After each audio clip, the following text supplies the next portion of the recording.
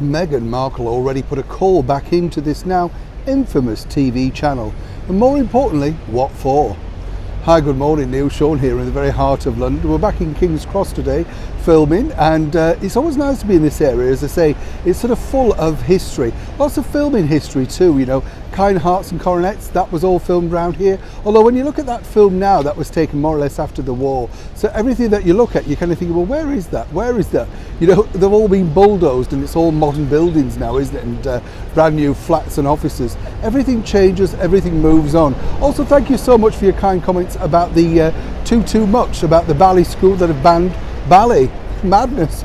And when you think about it as well, you know, considering that they rely on donations and all sorts of goodwill and donations and charities and stuff like that, you do kind of think, who thinks this is a good idea? I often say though, just watch how long will that person be in the job. Once they've ruined it, they move on and ruin something else. Have you never found that?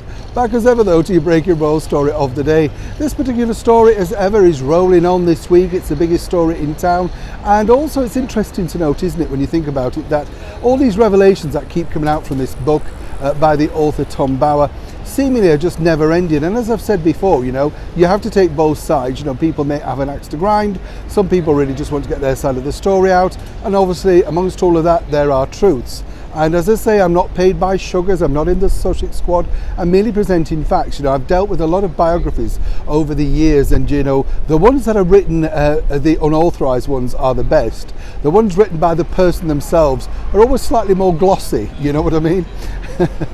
You never really get the truth because their version of the truth obviously is totally different. This particular incident happened on the ailing breakfast TV show Good Morning Britain. Now, it used to rate very well, but now really in the doldrums. That's because the whole channel has gone woke. You know, we told you many times before how they have this mantra, be kind, but then seemingly don't act against it.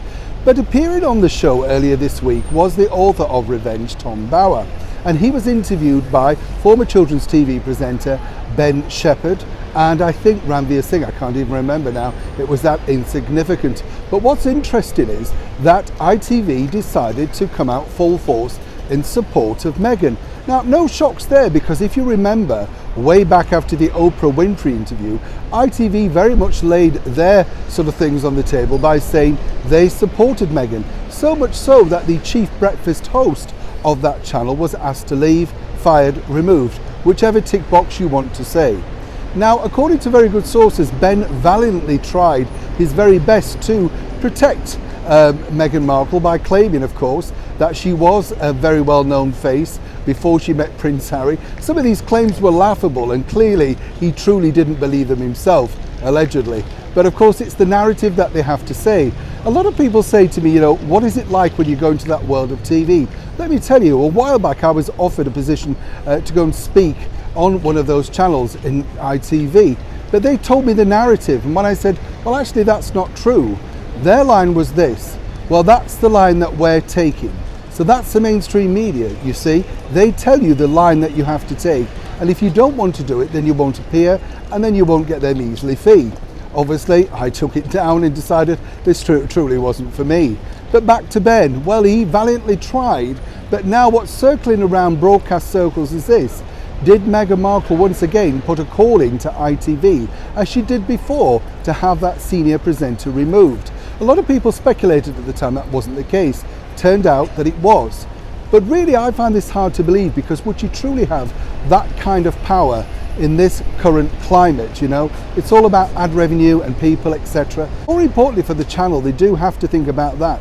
And considering that the ratings are truly way down right now, would they want to take the word of someone who they already took the word of previously and has proven not to be true?